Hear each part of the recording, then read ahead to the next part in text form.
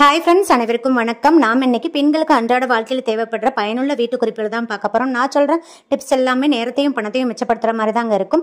வாங்க வீடியோக்குள்ளே போகலாம். அதுக்கு முன்னாடி நம்ம சேனலை சப்ஸ்கிரைப் பண்ணாத நண்பர்கள் ப்ளீஸ் சப்ஸ்கிரைப் பண்ணுங்கள், சப்போர்ட் பண்ணுங்கள். பக்கத்தில் இருக்கிற பெல் ஐக்கானை கிளிக் பண்ண மறந்துடாதீங்க.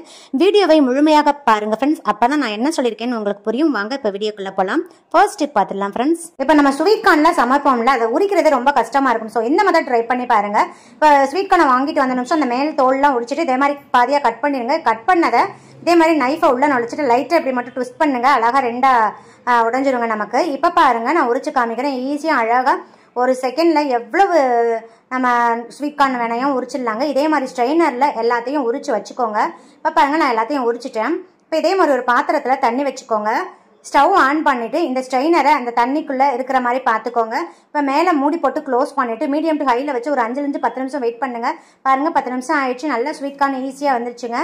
ஸோ இந்த மெத்தடில் வேக வச்சிங்க நமக்கு ரொம்ப ரொம்ப ஈஸியாக இருக்கும், ரொம்ப டைம் சேவிங்காக இருக்கும். கண்டிப்பாக இதை மெத்தடை ட்ரை பண்ணி பாருங்க ஃப்ரெண்ட்ஸ். இப்போ வாங்க நெக்ஸ்ட் டிப் பார்த்துடலாம். இப்போ இதே மாதிரி சேரோ இல்லாது சோஃபா அப்படி இல்லைன்னா கட்டிலோட கால் இருக்கும் பார்த்தீங்களா, அதில் வந்து இதே மாதிரி பூ கட்டுற நூலை வந்து இதே மாதிரி எடுத்துக்கோங்க, போட்டு விட்டுருங்க. இப்போ வந்து பூ கட்டுற நூலோட எண்டு இருக்குது பார்த்தீங்களா, இந்த எண்டில் வந்து ஒரு நூலை பெருசாக விட்டு ஒரு நூலை சிறுசாக விட்டு வீடியோவில் காமிக்கிற மாதிரி இந்த மாதிரி முடி போட்டுருங்க. இந்த பார்த்தீங்கன்னா ஒரு நூல் வந்து சிறியதாக இருக்கும், பார்த்தீங்கன்னா இன்னொரு நூல் வந்து பெருசாக இருக்கும். இந்த பெருசாக இருக்கிற நூல் தான் நமக்கு ரொம்ப யூஸ்ஃபுல்லாக இருக்கும். ஸோ இந்த பெருசாக இருக்கிற நூல் வந்து ரைட் சைடில் வச்சுக்கோங்க. இப்போ வந்து நம்ம என்ன பண்ண போறோம்னா, இந்த மாதிரி சாமந்தி பூவெலாம் இருக்கும் பார்த்தீங்களா, அதை சில சாமந்தி பூக்கள் வந்து நமக்கு காம்பு இல்லாமல் இருக்குங்க. அந்த மாதிரி பூ வந்து சாமி படத்துங்களுக்கு வைக்கிறதுக்கும் கஷ்டமாக இருக்கும், தலையிலையும் வைக்க முடியாது. ஸோ அதுக்கு வந்து இந்த மாதிரி கட்டி வச்சுக்கோங்க. பார்க்கறதுக்கும் அழகாக இருக்கும், ரொம்ப குயிக்காகவும் கட்டிடலாம். இப்போ இந்த சாமந்தி பூவை 2 நூல்களுக்கு இடையில வீடியோ காமிக்கிற மாதிரி வச்சுக்கோங்க. இப்போ அந்த பெரிய நூலை தூக்கி 2 நூல்களுக்கும் அவுட் சைடில் போட்டுட்டு அப்படியே இழுத்து விட்டுருங்க. பாருங்க, நல்லா டைட்டாக நிற்குங்க.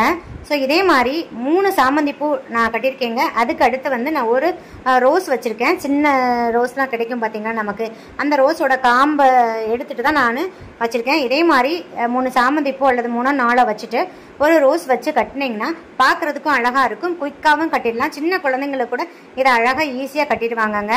இப்போ பாருங்கள், நான் ஃபுல்லாக கட்டிட்டேன். இப்போ அதை எண்டில் நம்ம கட்டுறச்ச 2 முடிச்சு போட்டுருங்க. இந்த மாதிரி நல்லா முடிச்சு போட்டுருங்க, டைட்டாக இருக்கும். இப்போ இந்த அந்த சேரில் இருக்கிற நூலில் வந்து இதே மாதிரி சிசரை வச்சு கட் பண்ணிடுங்க. பாருங்கள் ஃப்ரெண்ட்ஸ், சூப்பராக நம்மளோட சாமந்தி பூ மாலை அழகாக ரெடி ஆயிடுச்சு. இதுக்கு நடுவில் வந்து நான் குங்குமம் வச்சுக்கிறேங்க. குங்குமம் வச்சா இன்னும் அழகாக இருக்கும், அது உங்கள் விருப்பம்தான். இப்போ பாருங்கள், இதை நான் வந்து சாமி ஃபோட்டோவுக்கு வச்சு காமிக்கிறேன். பாருங்க எவ்வளோ அழகாக இருக்குன்ட்டு. ஸோ இந்த மாதிரி காம்பில்லாத பூக்களை நம்ம வேஸ்ட் பண்ண வேண்டாம். இந்த மாதிரி நம்ம கட்டி வைக்கிறதுனால ஒரு பூ கூட நமக்கு உதிர்ந்தும் போகாதுங்க, பார்க்கறதுக்கு ரொம்ப ரொம்ப அழகாக இருக்கும். தலையில் வச்சு காமிக்கிறேன் பாருங்க. தலையில் இந்த மாதிரி கொண்டை போட்டு சுற்றி வைக்கிறதுக்கும் அழகாக இருக்கும், நமக்கு அப்படியே நிற்கும், நல்லா கீழேயே விழுகாமல் அப்படியே நிற்கும். இப்போ நம்ம காம்பு இருக்கிற சாமந்தி பூ கட்டி வைக்கிறதுக்கும் இந்த மாதிரி நீங்கள் கட்டி வைக்கிறதுக்கும் ரொம்ப வித்தியாசம் இருக்குது, ரொம்ப ரொம்ப சூப்பராக இருக்கும் இது பார்க்குறதுக்கேவும். இப்போ பாருங்கள், இந்த மாதிரி ஃப்ரீ ஹேர் விட்டுட்டு இப்படியும் நம்ம ஹேருக்கு உள்ளேயும் வச்சுக்கலாங்க. அதே மாதிரி ஜடை பண்ணிவிட்டு இந்த மாதிரி ஹேருக்குள்ளேயும் வச்சுக்கலாங்க. ஸோ ரொம்ப ரொம்ப அழகாக ஈஸியாக கட்டிடலாம். ஸோ பூக்கட்ட தெரியாதவங்க கூட இந்த மெத்தடை ஃபாலோ பண்ணிக்கலாங்க. ஸோ வாங்க இப்போ நெக்ஸ்ட் டிப் பார்க்கலாம். இப்போ இதே மாதிரி வேஸ்டான பில்லோ கவர்லாம் தூக்கி போடாதீங்க, இதை சூப்பராக நம்ம ரீயூஸ் பண்ணிக்கலாம். இப்போ இதே மாதிரி பில்லோ கவரில் வந்து இதே மாதிரி அரிசி பையெல்லாம் இருக்கும் பார்த்தீங்களா, நல்ல கெட்டியான பிளாஸ்டிக் கவரை வந்து உள்ள நுழைச்சி விட்டுருங்க. நீங்கள் எடுக்கிற பிளாஸ்டிக் கவர் அந்த பில்லோ கவருக்கு ஈக்குவல் சைஸில் இருக்கணும். இப்போ நம்ம எதுக்கு யூஸ் பண்ணலான்னு பார்க்கலாம். இதே மாதிரி கவுண்டர் டாப்பில் வந்து நம்ம பாத்திரம்லாம் சிங்கில் கழுவும் பார்த்தீங்களா, அதெல்லாம் நம்ம கீழே வைக்கிறதுனால சம்டைம்ஸ் வந்து நம்ம அந்த கூடைக்கு கீழேருந்து வந்து தண்ணியெல்லாம் சுட்டிக்கிட்டே இருக்குங்க, ஒரு மாதிரி நசன்னு இருக்கும். அந்த மாதிரி இல்லாமல் இருக்கிறதுக்கு இதே மாதிரி பிளாஸ்டிக் கவரை உள்ளே வச்சுட்டு இந்த பில்லோ கவரை வந்து நம்ம விரிச்சு விட்டு அதுக்கு மேலே பாத்திரங்களை வைக்கிறதுனால கவுண்டர் டாப்பும் எப்பயுமே நீட்டாக க்ளீனாகவே இருக்கும். ஸோ நீங்கள் அந்த கூடைக்கு கீழே வைக்கும் போதும் இந்த பில்லோ கவரை வச்சுட்டு அதுக்கு உள்ளே கூட நீங்கள் பாத்திரத்தை போட்டு வச்சுக்கலாம். 2 மெத்தடாகவும் இதை யூஸ் பண்ணிக்கலாங்க. ஸோ பாருங்கள், கொஞ்சம் கூட அந்த கவுண்டர் டாப்பில் தண்ணி ஆகலை, ஏன்னா அந்த பிளாஸ்டிக் கவர் இருக்கிறதுனால நமக்கு ரொம்ப யூஸ்ஃபுல்லாக இருக்கும். ஸோ அரிசி பையோ வேஸ்ட் பண்ணாதீங்க. இதே மாதிரி பில்லோ கவரையும் நம்ம வேஸ்ட் பண்ண தேவையில்லைங்க. இந்த மெத்தடை ஃபாலோ பண்ணி பாருங்கள். இப்போ நெக்ஸ்ட் பார்த்துலாம் ஃப்ரெண்ட்ஸ். இப்போ இதே பில்லோ கவரை இன்னொரு மெத்தட்லையும் நம்ம ரீயூஸ் பண்ணிக்கலாம். இப்போ இதே மாதிரி மிக்சி எல்லார் வீட்டிலும் இருக்குல்ல, இந்த மிக்சிக்கு வந்து நம்ம இதை வந்து கவர் மாதிரி போட்டு விட்டுறலாங்க. இந்த மாதிரி செய்கிறதுனால சரி சரி கரப்பாம்பூச்சிகள்லாம் உள்ளே போகாமல் இருக்கும். அதே மாதிரி நம்ம மிக்ஸி எப்பயுமே பளபளன்னு புதுசு மாதிரியே இருக்குங்க. அந்த கேஸ் பிசுக்கு எண்ணெய் பிசுக்குலாம் ஆகாமல் இருக்கும். நம்ம மிக்ஸியை அடிக்கடி சுத்தம் பண்ணுற வேலையே இருக்காதுங்க. பாருங்கள் எவ்வளோ நீட்டாக இருக்குன்னு. ஸோ இதுக்குன்னு நம்ம மிக்ஸி கவர் வந்து தனியாக ஆன்லைனில் காசு கொடுத்து வாங்க தேவையில்லைங்க. இந்த மாதிரி வேஸ்ட்னு தூக்கி போடுற பில்லோ கவரை ரியூஸ் பண்ணிக்கலாங்க. இப்போ நெக்ஸ்ட் பார்த்துலாம் ஃப்ரெண்ட்ஸ். இப்போ இதே மாதிரி மாத்திரைகளை நம்ம எல்லார் வீட்லையும் பயன்படுத்துவாங்க. சில மாத்திரைகளில் வந்து அந்த எக்ஸ்பைரி டேட் இதெல்லாம் வந்து ரொம்ப சின்னமாக எழுதியிருப்பாங்க. நமக்கு சில டைம் நம்ம பார்க்க முடியாது. அந்த மாதிரி டைமில் என்ன பண்ணுறீங்கன்னா இதே மாதிரி மொபைல் எடுத்து மொபைலில் வந்து கேமரான்ற ஆப்ஷனை கிளிக் பண்ணிக்கோங்க.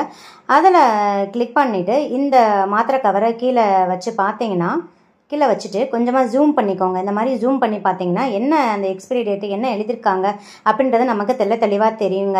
ஸோ நம்ம இந்த மாத்திரையை யூஸ் பண்ணலாமா பண்ண வேணாமன்றதை நம்ம இதில் பார்த்து நம்ம தெரிஞ்சுக்கலாங்க. ஸோ இந்த மாதிரி சின்ன எழுத்தாக இருக்கிற இந்த ப்ராடக்ட்லலாம் நம்ம இந்த மாதிரி மொபைல் கேமராவை யூஸ் பண்ணி அழகாக பார்த்து தெரிஞ்சுக்கலாங்க. பாருங்கள் இந்த மெடிஷனில் வந்து எவ்வளோ சின்ன எழுத்தாக இருக்குன்னு இந்த மொபைல் கேமரா மூலம் பார்க்குறதுனால நமக்கு நல்லா விசிபிளாக இருக்குது பாருங்கள். ஸோ இந்த மாதிரி மெடிஷன் மட்டும் கிடையாது, இதே மாதிரி ஃபுட் ப்ராடக்ட் எதுவாக இருந்தாலும் நம்ம மொபைல் கேமரா யூஸ் பண்ணி பார்த்துக்கலாம் ஃப்ரெண்ட்ஸ். இப்போ நெக்ஸ்ட் டிப் பார்த்துலாம் ஃப்ரெண்ட்ஸ். இப்போ நம்ம வீட்டில் இந்த மாதிரி சிறப்பு பாட்டில்லாம் யூஸ் பண்ணுவோங்க. அதில் இருக்கிற எக்ஸ்பைரி டேட் சம்டைம்ஸ் வந்து நமக்கு அழிஞ்சு போயிடும். ஸோ அந்த மருந்து நம்ம கொடுக்கலாமா வேணாமான்ற ஒரு டவுட்டே வந்துருங்க.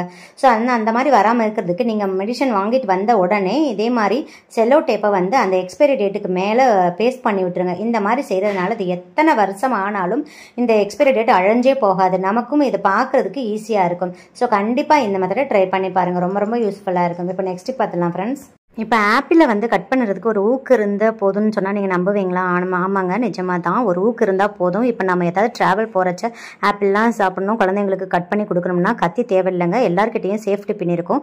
இதை வீடியோவில் காமிக்கிற மாதிரி சேஃப்டி பின்னை வச்சு நல்லா ஆழமாக இந்த மாதிரி எத்தனை பீசஸாக வேணுமோ கோடு போட்டுக்காங்க. இப்போ இந்த பேக் சைடில் திருப்பி வச்சு இப்படி ப்ரெஸ் பண்ணிவிட்டு இப்படி ஓப்பன் பண்ணிங்கன்னா அழகாக ஓப்பன் ஆயிரும். பாருங்கள் இதே மாதிரி எவ்வளோ பீசஸாக வேணாலும் நம்ம கட் பண்ணிக்கலாம். கத்தியே தேவையில்லைங்க. ட்ராவல் போகிறச்செல்லாம் இந்த மெத்தட் நம்ம பயன்படுத்திக்கலாம் ஃப்ரெண்ட்ஸ். இப்போ நெக்ஸ்ட் டிப் பார்த்துலாம் ஃப்ரெண்ட்ஸ். இப்போ இதே மாதிரி டிஷ் வாஷர் லிக்யூட் அப்படி இல்லைன்னா வாஷிங் லிக்யூட் வந்து தீந்து போச்சுன்னா இந்த கவரை தூக்கி போடாதீங்க. நம்ம இதை எப்படி யூஸ் பண்ணலான்னு பார்க்கலாம். இப்போ பாருங்கள் இந்த பெரிய டிஷ் வாஷர் லிக்யூட் கவர் இருக்குது பார்த்தீங்களா? இதை நல்லா வந்து தண்ணியில் வாஷ் பண்ணிடுங்க. வாஷ் பண்ணிவிட்டு இதில் வந்து நம்ம பாருங்கள் டேப் வாட்டரை வந்து ஃபில் பண்ணிக்கோங்க. இந்த தண்ணி கவரை வந்து நம்ம எதுக்கு பயன்படுத்த போகிறோம்னா இப்போ நம்ம லாங் ட்ராவல்லாம் போகிறச்ச கை கால் முகங்கள்லாம் கழுவுறதுக்கு இந்த தண்ணி நம்ம பயன்படுத்திக்கலாங்க. இதுக்கு நம்ம வாட்டர் பாட்டிலில் கொண்டு போயிருக்க குடிக்கிற தண்ணியை பயன்படுத்த தேவையில்லைங்க. அதே மாதிரி குழந்தைங்களுக்கு யூரின்லாம் போயிட்டாங்கன்னா வாஷ் பண்ணுறதுக்கு இந்த தண்ணியை நம்ம பயன்படுத்திக்கலாங்க. இப்போ இன்னொரு மெத்தட்லையும் இந்த பெரிய கவரை வந்து நம்ம ரீயூஸ் பண்ணிக்கலாங்க. இப்போ இந்த மூடியை ஓப்பன் பண்ணிட்டு ஏர் ஃபில் பண்ணிக்கோங்க. இதுக்குன்னு ஏர் பம்ப்லாம் தேவையில்லை. வாயில் வச்சு ஊதி நமக்கு ஏர் ஃபில் பண்ணிக்கலாம். பாருங்கள் நமக்கு சடனாக ஒரு ஏர் பில்லோ ரெடி ஆயிடுச்சு. இதுக்குன்னு நம்ம லாங் ட்ராவல்லாம் போகிறச்ச பில்லோ எடுத்துகிட்டு போக தேவையில்லைங்க. இது நம்ம எவ்வளோ வச்சு ப்ரெஸ் பண்ணாலுமே வெடிக்காது, நல்ல எஃபெக்டிவாக இருக்கும். இதுக்கு மேலே ஒரு கர்ச்சீஃபை போட்டுட்டு நம்ம நல்ல பில்லோ மாதிரி யூஸ் பண்ணிக்கலாங்க. இப்போ நமக்கு வேணான்ற டைம்ல வந்து மூடி ஓப்பன் பண்ணிட்டு இந்த ஏர்ல ரிலீஸ் பண்ணிட்டு நல்லா இதை 3 மடக்கா மடக்கிட்டு இதே கர்ச்சீஃப்ல வச்சு சுத்தி நம்ம பேக்குள்ள வச்சு கொண்டு போய்க்கலாங்க. இதுக்குன்னு பில்லோ எடுத்துட்டு போய் இடத்தையும் நமக்கு அடைக்காது, நல்லா காம்பாக்டா இருக்கும், நல்லா யூசர் ஃப்ரெண்ட்லியாவும் இருக்கும். ஸோ கண்டிப்பா இந்த மெத்தட் உங்களுக்கு யூஸ்ஃபுல்லா இருக்கும். ட்ரை பண்ணி பாருங்க. இப்போ நெக்ஸ்ட் பார்த்துலாம் ஃப்ரெண்ட்ஸ். இதே மாதிரி சின்ன டிஷ்வாஷர் லிக்விட் கவரை எப்படி யூஸ் பண்ணிக்கலாம்னு பார்த்துக்கலாம் ஃப்ரெண்ட்ஸ். இப்போ இதில் வந்து டேப் வாட்டரை ஃபில் பண்ணிக்கோங்க. ஃபில் பண்ண இந்த பேக்கை வந்து அப்படியே ஃப்ரீசரில் செட் பண்ணி வச்சுருக்கோங்க. 2 hours கழிச்சு இந்த பேக்கை எடுத்தீங்கன்னா நல்ல ஒரு ஐஸ் பேக் மாதிரி இருக்குங்க. இதை நம்ம எதுக்கு யூஸ் பண்ணிக்கலாம்னா இப்போ நம்ம கை கால்கள்லாம் ஏதாவது வீக்கம் இருந்துச்சுன்னா ஒத்தனம் கொடுக்கறதுக்கு இதை வந்து ஐஸ் பேக் மாதிரி நம்ம யூஸ் பண்ணிக்கலாங்க. ரொம்ப எஃபெக்டிவாக இருக்கும். அதே மாதிரி சில சமயம் வந்து நமக்கு கரண்ட் போயிடும். அப்போ வந்து இந்த ஐஸ் பேக்கை வந்து நம்ம அந்த காய்கறி மேலே போட்டு வச்சிட்டோம்னா நிறைய நேரத்துக்கு வந்து நல்லா சில்லுனாவே இருக்கும், காய்கறிகள் வீணாமல் போகாது. ஸோ கண்டிப்பாக இந்த மெத்தடை யூஸ் பண்ணி பாருங்கள், ரொம்ப எஃபெக்டிவாக இருக்கும். இப்போ நெக்ஸ்ட் பவுல் எடுத்துக்கோங்க. இதில் நான் 1 டீஸ்பூன் பேக்கிங் சோடா, அதாவது ஆப்ப சோடான்னு சொல்லுவாங்க பார்த்தீங்களா, அது சேர்க்குறேங்க. இது கூட அரை லெமனை நல்லா பிழிஞ்சு விட்டுருங்க. நெக்ஸ்ட் ஒரு 1/4 மூடி டெட்டால் சேர்த்துக்கிறேன். நெக்ஸ்ட் இது கூட 2 டீஸ்பூன் கம்ஃபர்ட் சேர்த்துக்கிறேங்க. இப்போ நல்லா மிக்ஸ் பண்ணி கொடுத்துருங்க. நெக்ஸ்ட் இது கூட 2 கிளாஸ் தண்ணி சேர்த்துட்டு நல்லா மிக்ஸ் பண்ணிடுங்க. இப்போ இதே மாதிரி வேஸ்டான பனியன் எல்லார் வீட்டிலும் இருக்குல்ல, அதை எடுத்துக்கோங்க. நெக்ஸ்ட் இந்த பனியனை நம்ம இப்போ ப்ரிப்பேர் பண்ணோம்னா இந்த சொல்யூஷனில் நல்லா முக்கிட்டு இது மாதிரி நல்லா பிழிஞ்சு நல்லா ஒட்ட தண்ணியை புழிஞ்சு எடுத்து வச்சுக்கோங்க. இப்போ நம்ம இதை எதுக்கு யூஸ் பண்ண போகிறோம்னா நமக்கு தலகாணிலாம் நம்ம யூஸ் பண்ணுவோம்ல, அதில் வந்து அந்த பில்லோ கவரை நம்ம துவைச்சி போட்டுருவோங்க. ஆனால் பில்லோலையும் நமக்கு நிறைய ஜெர்ம்ஸ் இருக்கும். ஸோ அதை நம்ம கவனிக்கவே மாட்டோம். அதையே வந்து நம்ம இந்த சொல்யூஷனை வச்சு நம்ம நல்லா க்ளீன் பண்ணிடலாங்க. இதில் வந்து பேக்கிங் சோடா, டெட்டால், லெமன்லாம் சேர்த்துருக்கிறதுனால அந்த தலகாணியில் இருக்கிற ஜெர்ம்ஸ் எல்லாம் நமக்கு டெஸ்ட்ராய் பண்ணி கொடுக்குங்க. மழை காலத்தில் ரொம்ப யூஸ்ஃபுல்லாக இருக்கும். இப்போ மழை காலத்தில் வந்து நமக்கு வெயில் அடிக்காது. வெயில் அடிக்கிற சமயத்தில் நம்ம அந்த தலகாணியை வெயிலில் காய வச்சு எடுத்துக்கலாம். ஆனால் மழை காலத்தில் வந்து இந்த சொல்யூஷனை வந்து நல்லா 2 பில்லோலையும் 2 பக்கம் நல்லா தொடச்சி விட்டுருங்க. தொடச்சிட்டு அதுக்கப்புறம் ஒரு அரை மணி நேரத்துலேருந்து 1 மணி நேரம் நல்லா ஃபேன்லேயே காய வச்சுருங்க. அது நல்லா காஞ்சிரும். அதுக்கப்புறம் அந்த ஈரம் எக்ஸஸாக இருக்கிற ஈரம் வந்து வச்சுட்டே இருந்துச்சுன்னா ஃபங்கஸ் பிடிக்கிற வாய்ப்பு இருக்குது. ஸோ அந்த எக்ஸஸாக இருக்கிற ஈரத்தை எடுக்கிறதுக்கு நம்ம வந்து இந்த பவுடரை, முகத்துக்கு போடுற பவுடரை வந்து அந்த 2 பக்கமும் போட்டு விட்டுருந்தாங்க. போட்டு இந்த மாதிரி ஈரம் இல்லாத துணியை வச்சு தலை தொடச்சிருங்க. இந்த மாதிரி செய்கிறதுனால நமக்கு தலகாணியில் எப்பயுமே அழுக்கு பிடிக்காது, ரொம்ப ஃப்ரெஷ்ஷாகவே இருக்கும். விட்டு வர்ற குழந்தைங்களுக்கு குயிக்கா செஞ்சு கொடுக்குற மாதிரி ஒரு 5 மினிட்ஸ் ஸ்நாக் ரெசிபி பார்த்துலாம் ஃப்ரெண்ட்ஸ். கோதுமை போண்டா செய்யறதுக்கு பாருங்க, நான் இன்னைக்கு 1 கப் கோதுமை மாவு எடுத்துருக்கேன். நீங்க ரேஷன் கோதுமை மாவு கூட எடுத்துக்கலாம். பாருங்க, அதுல நான் 2 டேபிள் ஸ்பூன் பச்சரிசி மாவு சேர்க்கிறேங்க. நம்மளோட சீக்ரெட் இன்கிரிடியன்ட் இந்த பச்சரிசி மாவு தான். பச்சரிசி மாவு சேர்க்கறதுனால கோதுமை போண்டா ரொம்ப மொறுமொறுன்னு வருங்க. இந்த பச்சரிசி மாவு இடியாப்ப பச்சரிசி மாவா இருக்கலாம், கொலக்கட்டை மாவு, இல்ல எந்த பச்சரிசி மாவா வேணா இருக்கலாங்க, உங்க விருப்பம் தான். 2 டேபிள் ஸ்பூன் சேர்த்துக்கோங்க. 1 கப் கோதுமை மாவுக்கு 2 டேபிள் ஸ்பூன் பச்சரிசி மாவு கரெக்டா இருக்குங்க. ஒரு மீடியம் சைஸ் பெரிய வெங்காயத்தை நல்ல இந்த மாதிரி ஃபைனா சாப் பண்ணி சேர்த்துக்கோங்க. நெக்ஸ்ட் பாருங்க, கொஞ்சமா கருவேப்பிலையும் நல்லா ஃபைனா சாப் பண்ணி சேர்த்துக்கோங்க. நெக்ஸ்ட் 1 கைப்பிடி அளவு கொத்தமல்லி தலையை நல்லா ஃபைனா சாப் பண்ணி சேர்த்துக்கோங்க. கொத்தமல்லி தலையும் கருவேப்பிலையும் மிஸ் பண்ணாம சேர்த்துக்கோங்க. அதுதான் இந்த போண்டாவுக்கு நல்ல ஃபிளேவர் கொடுக்கும். நெக்ஸ்ட் டேஸ்ட்டுக்காக கொஞ்சமா சால்ட் சேர்க்குறேங்க. நெக்ஸ்ட் 2 பச்சை மிளகாயை குட்டி குட்டியா கட் பண்ணி சேர்த்துருக்கீங்க. நீங்க குழந்தைங்களுக்கு கொடுக்கறதா இருந்தா அந்த பச்சை மிளகாயை அவாய்ட் பண்ணிட்டு கொஞ்சமா வரமிளகாய் தூள் கூட சேர்த்துக்கலாங்க. இப்ப கை வச்சு நல்லா மிக்ஸ் பண்ணி கொடுத்துருங்க. நல்லா இந்த நம்ம சேர்த்த எல்லா இன்கிரிடியன்ஸும் ஈக்குவலா மிக்ஸ் ஆகிற மாதிரி ஃபர்ஸ்ட் தண்ணி ஊத்தாம நல்லா மிக்ஸ் பண்ணிருங்க. இப்ப கொஞ்சம் கொஞ்சமா தண்ணி ஊத்தி மிக்ஸ் பண்ணிக்கோங்க. ஒரேதா தண்ணி ஊத்திராதீங்க. ஒரேதா தண்ணி ஊத்திட்டீங்கன்னா அப்புறம் போண்டா பதத்துக்கு வராது. சோ அதனால நல்லா கொஞ்சம் கொஞ்சமா தண்ணி ஊத்தி பாருங்க, இந்த அளவுக்கு மிக்ஸ் பண்ணிக்கோங்க. இப்ப கொஞ்சமா டேஸ்ட் பண்ணி பாருங்க. உப்பு காரம்லாம் செக் பண்ணிக்கலாங்க. தேவைப்பட்டால் உப்பு ஆட் பண்ணிக்கலாம். இப்ப மாவோட பதம் பாத்தீங்கன்னா இப்படி நம்ம கையில எடுத்து போட்டோம்னா டக்குன்னு இந்த மாதிரி விழுகணுங்க. இதுதான் கரெக்டான பதம். இந்த பதத்துக்கு தான் நீங்க மாவு மிக்ஸ் பண்ணிருக்கணும். மாவு தண்ணியா இருந்துச்சுன்னா அதிக அளவு எண்ணெய் குடிக்குங்க. மாவு ரொம்ப கெட்டியா இருந்துச்சுன்னா போண்டா வந்து ரொம்ப ஹார்டா இருக்குங்க, கிறிஸ்பியா இருக்காது. சோ இந்த பதத்துக்கு நீங்க மாவு மிக்ஸ் பண்ணிக்கோங்க. நீங்க மாவு மிக்ஸ் பண்றச்ச தண்ணியோட அளவு கூடிடுச்சுன்னா எக்ஸ்ட்ரா 2 ஸ்பூன் பச்சரிசி மாவு சேர்த்துக்கோங்க.